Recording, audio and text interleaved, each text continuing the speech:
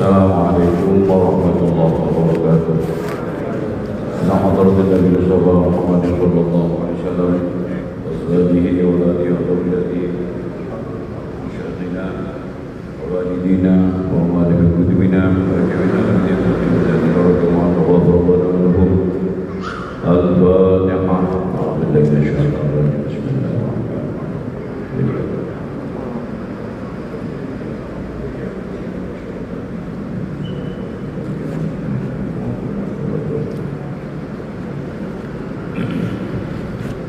Bismillahirrahmanirrahim. Bismillahirrahmanirrahim. Alhamdulillahi rabbil alamin.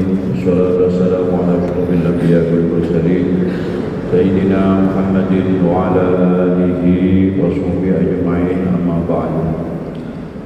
Qala al-mu'allif rahimahullah wa nafa'ana bihi wa bi 'ulumihi wa bi asrarihi fid dharain amin ya rabbal alamin ya mujib as-sa'ilin.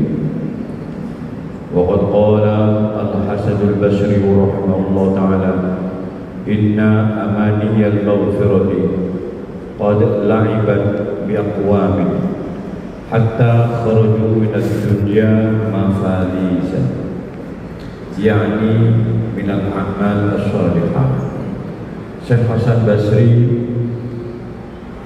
menyampaikan bahwa berharap ampunan dari Allah tanpa ada upaya atau disebut amaniyal maghfirah ini sungguh telah mempermainkan, telah menipu banyak kaum ya, sehingga mereka keluar dari dunia ini betul-betul dalam keadaan bangkrut alias tidak memiliki amal-amal sholih. Karena dia berharap, ya seperti kemarin, bahwa Allah Maha Pengampun, tertipu dengan ucapan-ucapan orang yang tertipu. Allah Maha Pengampun, Allah tidak butuh ibadah kita, Allah Arhamur Rahimin. Sehingga mereka kemudian mengabaikan amal soleh dan meremehkan perbuatan-perbuatan maksiat. Dia tetap akan melakukan maksiat-maksiat itu, sehingga banyak di antara mereka yang kemudian tertipu dengan ungkapan seperti itu atau amaniyal maghfirah tadi, sehingga mereka keluar dari dunia ini tanpa memiliki amal baik, artinya bangkrut. Wa qala rahimahullah innal mu'mina jama'a ihsanan wa khawfan wa innal munafiqa jama'a isa'atan wa amnan. Syekh Hasan Al-Basri beliau menyampaikan bahwa seorang mukmin itu akan mengumpulkan amal-amal baik sekaligus mengumpulkan rasa takut, ihsanan wa khaufan. Karena terdorong rasa takut akan Allah, akhirnya orang mukmin ini melakukan amal-amal baik. Ya karena terdorong oleh rasa takut, sehingga dalam diri seorang mukmin ini selalu ada khauf, rasa takut dan berharap atau rojak, sehingga mereka melakukan amal baik, melakukan ihsan. Karena ada dua hal ini tadi, satu ada khauf dan ada rojak. Tapi berbeda dengan orang munafik. Wa innal munafiqa jama'a isa'atan wa amna.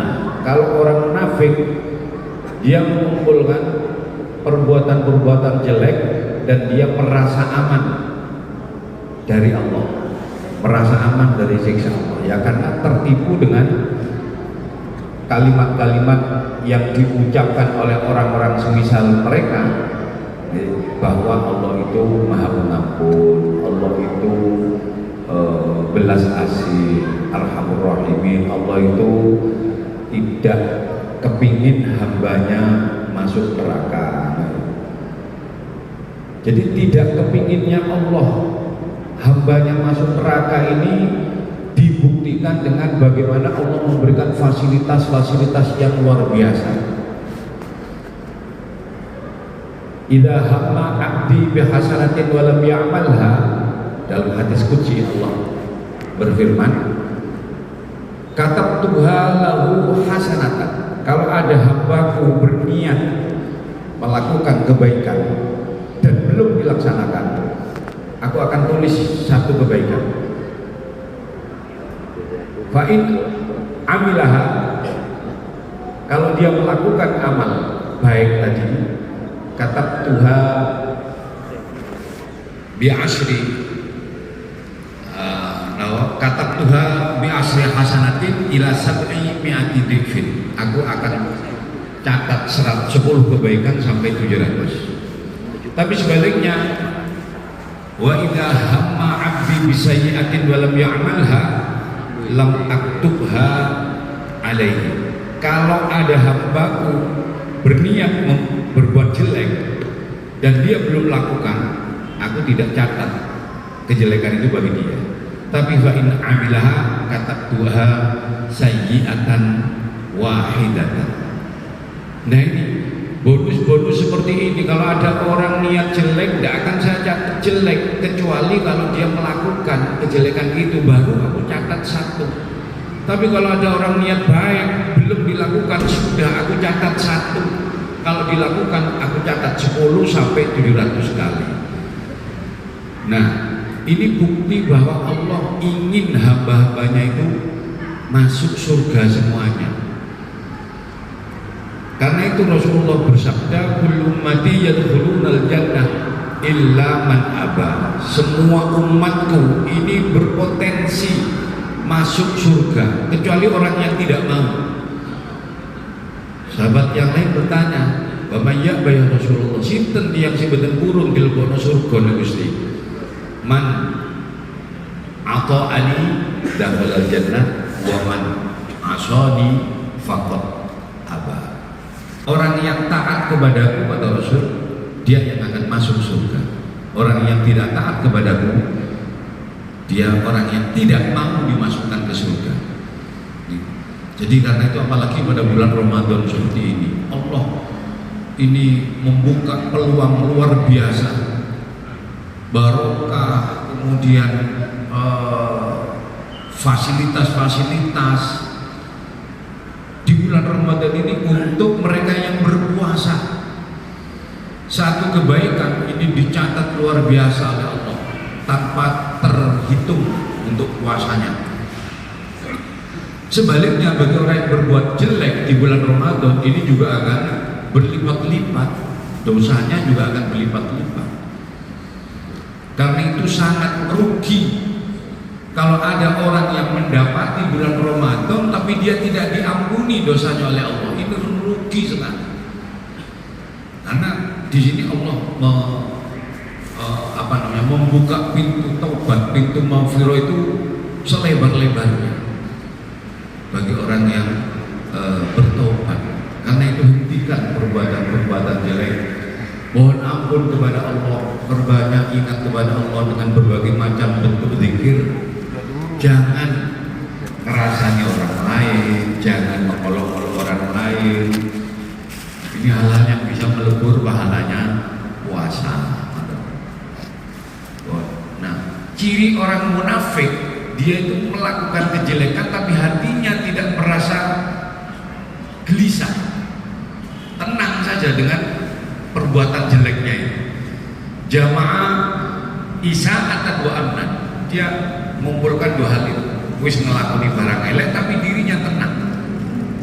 Maka ini juga bisa menjadi tanda-tanda kalau kita melakukan kejelekan tapi hati kita tidak merasa gelisah, tidak merasa takut kepada Allah.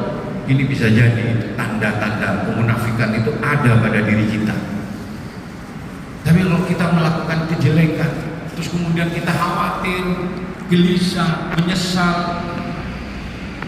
nah itu insya Allah kita masih ada tanda-tanda baik. Karena itu tanda-tanda baik ini harus kita perjelas, harus kita tampakkan pada diri kita, bukan ditampakkan pada orang lain tapi pada diri kita. Fal mu'min la yusbihu illa khaifan. Orang mukmin itu setiap pagi ini selalu dalam keadaan khawatir. Wala yumsi illa khaifan, dan setiap menjelang sore itu pun dia dalam keadaan khawatir. Orang mukmin seperti itu. Ya'malu wa yaqulu, dia beramal sekaligus berkata, la'alli anju, aku tak ngelakoni ini, tak deres ibet nopo iki, aku selamat, aku tak nulungi wong liya, barangkali ini saya selamat dengan nulungi orang lain, saya menghilangkan madorot dari orang lain, ada hambatan atau ada sesuatu di tengah jalan yang bisa melukai orang lain, dia hilangkan misalnya, dengan harapan agar selamat. Itu ciri orang mukmin. Setiap pagi atau sore selalu dirinya adalah selalu khawatir. Berbeda dengan orang munafik. Wal munafiqu yatrukul amala wa yaqulu sawadun nas katsirun wa sawfa yughfaru li. Orang yang munafik, dia meninggalkan amal baik dan dia mengatakan, oh banyak orang yang kebanyakan orang, sawadun nas ini kasirun, jadi kebanyakan orang ini banyak yang tidak melakukan kebaikan. Wong sing gak poso lu akeh, wong sing nglakoni ngene lho, nglakoni elek yo akeh. Aku akeh kancane. Intinya gitu. Dia meninggalkan amal baik dan dia berkata pada dirinya, koncoku iki akeh. Teman saya yang tidak melakukan hal seperti ini juga banyak. Kamu jangan khawatir. Ini nafsu dan iblis bisiki dirinya sendiri. Kowe sih gak sepiro, kamu cuma ngambil sedikit itu. Wah itu ngambilnya banyak, kowe gak sepiro.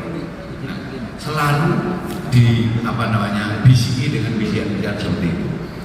Wa sawfa yughfaru li, dan saya pasti akan diampuni oleh Allah. Ya, ini merasa aman. Kalau ada orang merasa aman di dunia ini, maka di akhirat dia akan dibuat khawatir, dibuat takut. Tapi kalau di dunia ini sudah merasa takut, insya Allah di akhirat itu akan diberi aman. Karena jumlahnya merasa takut dan merasa aman ini sama. Kalau di dunia ini sering tertawa, di akhirat tinggal menangisnya. Tapi kalau di dunia ini sering menangis, maka di akhirat tinggal tersenyum. Wal yadhaku qalila wal yabku katsira. Kalau tertawa di dunia ini jangan banyak-banyak. Artinya itu ojo digawe seneng-seneng dunia ini. Secukupnya saja gitu. Wal yadhaku qalila wal yabku katsira. Wa qad kana al-anbiya wal ulya ma'a kamali ma'rifati billah wa husni dhannihim bihi wa shirahi a'malihi wa qillati dhunubihi aw adamiha bil kulliyah fi ghayatin min al-khawf wal ishfaq. Sementara para nabi, para wali, kekasih-kekasih Allah, padahal mereka, beliau-beliau ini sempurna pengetahuannya tentang Allah, kenalnya dengan Allah ini sempurna melebihi kita orang-orang yang biasa ini. Dan juga husnudzon kepada Allah, serta amal-amal mereka sangat baik. Sedikit sekali mereka yang melakukan dosa, bahkan nyaris tidak melakukan dosa sama sekali, khusus untuk para nabi dan rasul, karena maksud para wali itu aja ada yang kemudian sama sekali tidak melakukan dosa. Nah, padahal mereka sudah sedemikian itu, tapi mereka tetap fi ghayatin minal khauf. Mereka ada dalam puncak kekhawatiran dan ketakutan kepada Allah Subhanahu wa taala, serta puncak butuh ke belas kasih Allah, butuh kewelasannya pangeran. Ulaikal ladzina hadallahu fabihudahu muqtadi. Padahal mereka ini para nabi, para aulia, ini orang-orang yang telah diberi hidayah oleh Allah, dan fabihudahu iqtadi. Nah, dan dengan petunjuk-petunjuk yang telah diberikan Allah kepada mereka para nabi dan para aulia, iqtadi, ikutlah kamu kepada petunjuk-petunjuk itu. Nah, itu saja masih beribadah dengan luar biasa, masih dalam ketakutan yang tinggi. Loh, kita yang belum apa-apa kok ngomong so aman. Siapa yang akan menjamin kita masuk surga? Tidak ada yang bisa menjamin. Setiap kali kita selalu meminta hidayah kepada Allah 17 kali ya. Dalam Fatihah selalu ihdinas siratal mustaqim, ihdinas siratal mustaqim. Apa Anda sekarang merasa mendapatkan petunjuk? Merasa aman, saya akan terus mendapatkan petunjuk? Oh, belum tentu.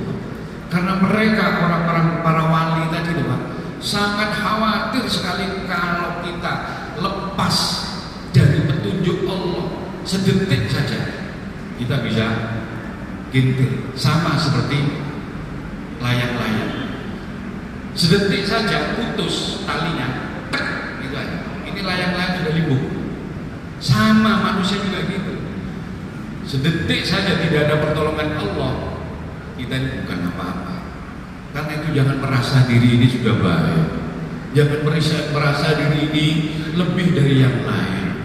Bisa jadi saat ini Anda posisinya seperti itu, tapi akhir hayat bisa saja terbalik Pak.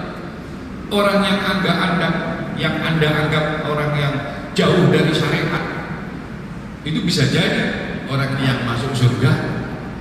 Anda yang merasa sudah sesuai dengan syariat, yang sudah merasa aman pasti akan masuk surga, bisa jadi Anda masuk neraka. Karena itu Kanjeng Nabi mengingatkan, inna ahadakum la ya'malu bi'amali ahli jannah hatta ma yakuna bainahu wa bainaha illa dira' fayasbiqu 'alal kitab fayamalu bi'amali ahli nar fayadkhuluha. Ada di antara kalian yang beramal melakukan amaliyahnya orang-orang ahli surga, ahli ibadah, ahli tadarus, ahli wirid dan sebagainya. Hatta ma yakuna bainahu wa bainaha illa dira', sampai tidak ada jarak antara dirinya dengan surga kecuali hanya satu dira' satu langkah masuk surga. Tapi fayasbiqu 'alal kitab fayamalu bi'amali ahli nar fayadkhuluha. Tapi catatan Allah ini telah mendahului apa yang dia lakukan sehingga dia akhir hayatnya melakukan perbuatan ahli neraka, dan karena itu dia mati dalam keadaan su'ul khatimah. Naudzubillah min dzalik. Karena itu jangan merasa aman Bapak Ibu sekalian. Walaupun sekarang kita ya seperti ini, kita diberi hidayah dan sebagainya, maka syukurilah hidayah ini. Kita harus tetap khawatir, jangan-jangan nanti hidayah diberikan Allah pada saya ini diambil, jangan-jangan iman saya diambil. Kalau kita kehilangan harta tidak masalah, tapi kalau kehilangan iman, naudzubillah min dzalik. Karena itu anugerah yang besar bagi kita.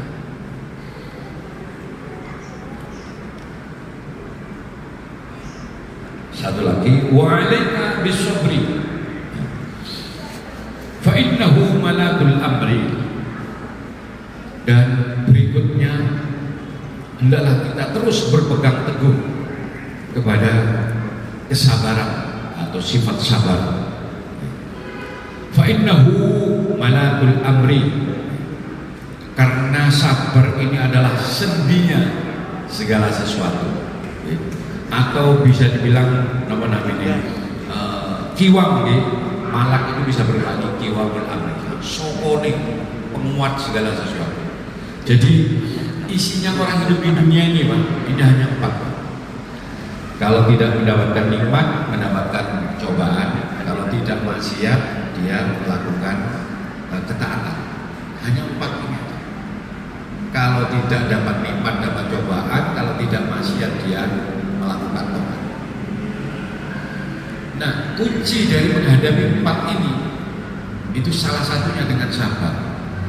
Karena itu as-sabru, katakan Nabi, itu nisful iman. Sabar itu separuhnya iman. Dan separuhnya sabar itu adalah puasa. Wa shaumu nisfus sabri. Puasa itu separuhnya sabar, dan sabar separuhnya iman. Berarti puasa ini adalah berapa? 1/4-nya iman. Kita berpuasa ini sudah memiliki 1/4 iman. Kalau kita mampu bersabar, Dan mampu lagi yang kedua, yaitu paruhannya sifat sabar, paruhannya iman. Karena as-sabru nisful iman, sabar ini separuhnya iman. Dan separuh yang lain itu apa? Separuh yang lain adalah sifat syukur. Jadi untuk menyikapi 4 hal yang terjadi pada diri manusia itu, ketika dia mendapatkan ujian, dia bersabar. Ketika dia mendapatkan kenikmatan, dia bersyukur.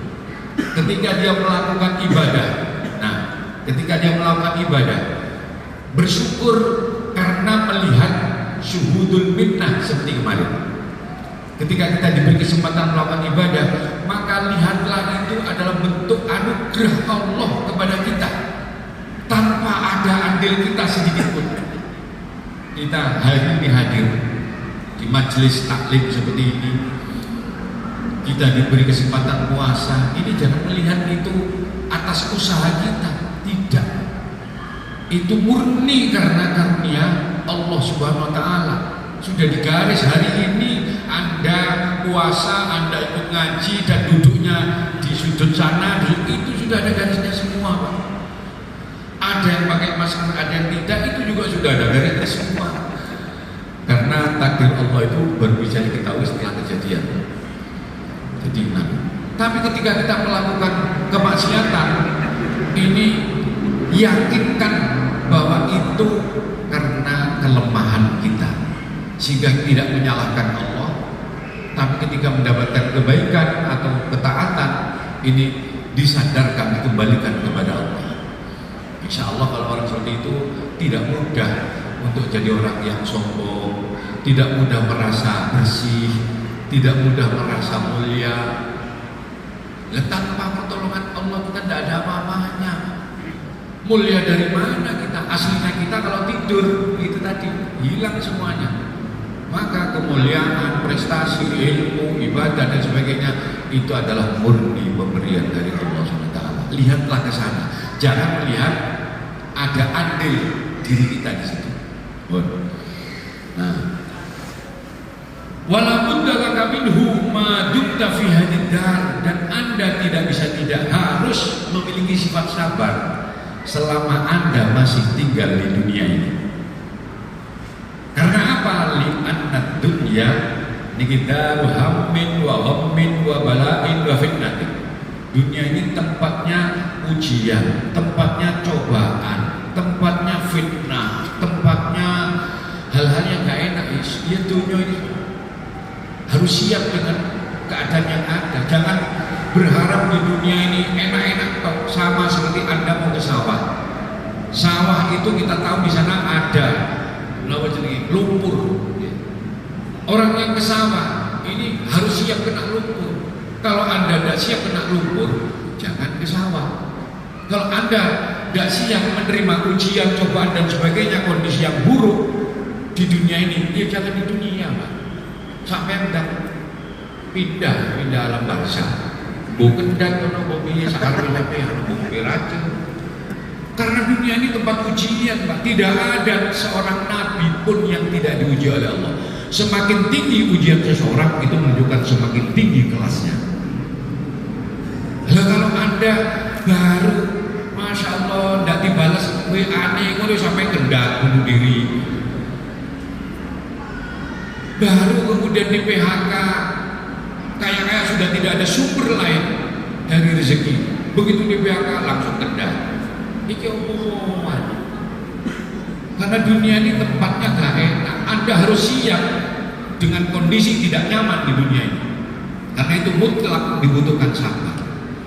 Mutlak dibutuhkan sabar. Wa huwa minal akhlaqil karimah wal fadailil azimah. Sabar ini termasuk akhlak mulia. Sabar termasuk akhlak mulia dan termasuk akhlak utama yang utamanya sangat agung sekali. Qala Allah Ta'ala, ya ayyuhalladzina amanu ista'inu bis-sabri was-shalah innallaha ma'as-sabirin. Wahai orang-orang beriman, ista'inu, carilah pertolongan terhadap urusan kamu, terhadap masalah kamu, bis-sabri, dengan sabar. Ini cara menyikapi segala sesuatu dengan sabar. Wassalat, dengan sholat. Kalau hati galau sumpek misalnya, pakai sholat 2 rakaat. Kanjeng Nabi setiap ada masalah apa saja selalu kanjeng Nabi itu sholat. Nabi itu tidak Pak. Sumpek titik, gandang sukses, gandang hasil, moro nang bayangan. Loh, gak perlu carane Pak, sabar. Anda ini tengah diuji oleh Allah. Di dunia ini tempat ujian, bukan tempat enak-enakan. Sabar, gawe sembahyang selesai. Coba sing kepingin sakti, kepingin waras, kepingin dan laris, kepingin akhirnya menempuh jalan pintas. Karena apa? Karena tidak sabar. Coba Anda sabar. Oh, Allah sudah memberikan, menyiapkan segala sesuatu. Karena kita tidak tahu akhirnya punya PDW. Dan karena banyak orang awam dan banyak juga orang yang baru tahu sedikit-sedikit sudah macak sebagai kiai, sebagai ustaz, sebagai subuh. Lihat, fanduru amman ta'khuduna dinakum. Hati-hati dalam situasi seperti ini. Karena orang awam sangat mudah dipengaruhi dengan embel-embel agama. Paling mudah, ayo ini berjuang, ini agama, ini sudah tidak apa-apa. Mati gak apa-apa, ini syahid, sangit iya Pak. Paling mudah orang awam itu dipengaruhi dengan label-label agama. Ini bagian dari agama. Masya Allah ini. Karena itu mudah-mudahan kita terus mendapat bimbingan dan hidayah dari Allah. Wa qala ta'ala, kelanjutan ayat tadi, innallaha ma'as-sabirin, dan Allah akan selalu bersama dengan orang-orang yang sabar. Ini pernyataan Allah. Dan Allah tidak mungkin berdusta, tidak mungkin mengingkari janji. Orang kalau sudah dibarengi karo pangeran, siapa yang tidak akan merasa aman? Ulama-ulama, kiai-kiai, terus para nabi ketika merasa dibarengi karo pangeran, aman. Bagaimana Sayyidina Abu Bakar ketika gelisahnya luar biasa saat ada di Gua Sur bersama Rasulullah, dikejar-kejar musuh, mau dibunuh Pak. Kaki-kaki musuh sudah kelihatan di mulut gua. Sayyidina Abu Bakar kelihatan gelisah. Apa yang dikatakan Nabi? Idh qala li sahibihi la tahzan, innallaha ma'ana. Ojo khawatir, tenang, pangeran tenang. Sama seperti panjenengan lunga nang Surabaya atau nang Jakarta, tapi sampean bareng karo bupati. Masih sampean gak nggo sangu, apa khawatir? Lho lek sampean dibarengi karo bupati, masih gak nggo sangu, gak nggo ojo khawatir. Iku sing bupati, apa meneh gubernur, apa meneh presiden. Lho ini yang jamin, ini yang memiliki mereka semua, yaitu Allah Subhanahu wa taala. Niku sing barengi. Coba tidak ada khawatir. Bahkan ketika kanjeng Nabi sudah dihunus pedang Pak, dihunus pedang, siapa yang harus perungi gue coba di depan sama musuh? Kanjeng Nabi spontan nyebut Allah.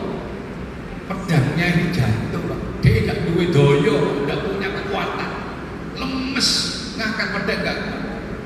Lha pangeran sing nulungi, masya Allah. Lha bareng dibarengi pangeran, ojo khawatir, asal sabar. Pun sampean digegeri bojone, sabaro sampean, keramat sampean. Lho betul. Ngawi kok diroi wae wedian. Sayyidina Umar itu juga punya istri yang galak. Bukan berarti sing wedok kudu galak lho. Sing wedok ya ngono lek digegeri sing lanang, sampean sabar. Oleh ganjarane Asia. Imra'atul Firaun. Nek sampean sing lanang sabar terhadap watak dari istrinya, itu oleh ganjaran Nabi Ayub. Lek eruh oleh ganjaran Nabi Ayub ini sampai pilih emosi mau pilih sabar. Ini teori ini Pak, ini Pak. Teori ini, tapi prakteknya Pak, masya Allah luar biasa angel. Si ngomong dewe yo kangilan Pak. Kangilan bisa. Karena itu kita tawasol, saling berberi wasiat. Perlunya apa? Karena itu ngomongi wong liya iso Pak, tapi ngomongi awake dhewe terus darwan iso. Kita kalau sudah mengalami betul itu dulu, masya Allah berat setengah mati. ada orang suaminya itu siram teh minuman itu, siram teh sama istrinya karena pulangnya terlambat disiram, itu dia. Ngono lho, api pinteran, luar biasa sakare. Bareng awake dhewe ngalami Pak. Durung disiram, ngomong-ngomong didik gak enak nyelengi ngene wis. Masyaallah. Inilah perlunya kita saling menasihati satu dengan yang lain. Suatu saat saya butuh Pak nasihat seperti ini dari jenengan. Suatu saat saya butuh. Kebetulan hari ini saya baca, itu aja, baca. Jadi sudah kena ke kita semua. Ya, ngantem ning kula bisa iki. Enak ngaji gitu. Nek ngaji ono kitabe ya ngaji biasa, kena wong wae dhewe gak kena. Tapi nek ngaji kitab ngene iki sing maca karo sing ngrumono padha kena. Wa qala ta'ala innama yuwaffas sabirun ajruhum bighairi hisab. Innama yuwaffas sabirun ajruhum bighairi hisab. Sungguh orang-orang yang bersabar itu akan dibayar, akan dipenuhi pahalanya dengan tanpa hitungan. Dengan tanpa hitungan bighairi hisab. Qala Rasulullah sallallahu alaihi wasallam, percepat dikit. As-sabru amirun. Amiru junudil mukminin. Sabar itu adalah amiru junudil mukminin, komandannya pasukannya orang-orang mukmin. Wa qala alaihi salatu wasalam fi sabri ala ma takrahu khairun katsir. Sabar terhadap sesuatu yang Anda tidak sukai, di situ terdapat kebaikan yang sangat banyak. Wa fi wasiyatihi li Ibnu Abbas radhiyallahu anhu, dan wasiatnya Kanjeng Nabi terhadap Abdullah bin Abbas, beliau mengatakan wa'lam anna nusra as-sabri. Wahai Abdullah bin Abbas, ketahuilah bahwa pertolongan Allah itu akan turun besertaan dengan sabar. Kalau Anda sabar, pertolongan Allah akan turun. Itu maksudnya. Wa annal faraja ma'al karbi, dan sungguh kelapangan, kelonggaran itu akan beserta kesempitan. Kalau Anda mendapatkan ujian, musibah, dan sebentar lagi Anda akan tersenyum, akan longgar, akan kalau ada masalah, sebentar lagi Anda akan terbebas asal Anda sabar. Kalau Anda merasa tersudut, terpepet, sebentar lagi akan saatnya bahagia. Wa anna ma'al usri yusra, dan setiap kesulitan pasti Allah akan siapkan kemudahan. Mudah-mudahan kita diberi bertahan, mampu kafun nafsi. Sabar itu menahan diri. Kafun nafsi bisa menahan diri dari keinginan untuk tidak beribadah, bisa menahan diri dari keinginan untuk maksiat, menahan diri dari sesuatu yang musibah, ujian dan cobaan dari Allah, menahan diri dari hawa nafsu kita. Itu makna daripada sabar. Mudah-mudahan kita semuanya dijadikan orang-orang yang sabar. Amin. Al-Fatihah.